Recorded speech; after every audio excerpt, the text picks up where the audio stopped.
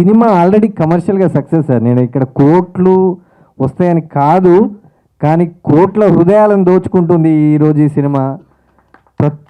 అంటే నాకు కాల్ చేసి ఇంతకుముందు ఇంకో మూవీ తీశాను, సినిమా బాగుంది అన్నారు, లేకపోతే సినిమా ఇట్లుంది అన్నారు, ఇంకా వేరే వాళ్ళ సినిమాలు కూడా ఆ సినిమా బాగుంది, ఈ సినిమా బాగుంది అన్నారు. బట్ ఈ సినిమా దగ్గరకు వచ్చేసరికి అరే ఏం సినిమా తీసినవురా నువ్వు. నిజంగా ఒక అతను నాకు కాల్ చేసి, సార్ గుండె బరువెక్కింది సార్ నేను బయటకు వచ్చేప్పుడు, ఇది సార్ నేను గెలుచుకున్న సక్సెస్ ఇక్కడ ఇవాళ. సో ప్రతి ఒక్కరికి నేను ధన్యవాదాలు చెప్పుకుంటున్నా మీడియాకు, ఎందుకంటే యునానిమస్గా ఇది మంచి రివ్యూస్ ఇచ్చారు, మంచి సినిమా అని రాశారు.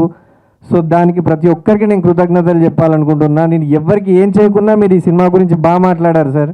రెండోది ఏంటంటే ఒకరిద్దరు రొటీన్ ఉంది, ఎక్కడో చూసినట్టుంది అని ఇట్లా మాట్లాడారు. నేను దీని గురించి ఎందుకు మాట్లాడుతున్నానంటే, సినిమాలు రెండు రకాలు సార్. 99% వచ్చే సినిమాలు సినిమా బాగుంది లేదు సినిమాగా చూస్తారు, కానీ ఆ 1% సినిమాలు ఎప్పుడో ఒకసారి వస్తాయి, అవి మన జీవితాలని చూపిస్తాయి సార్.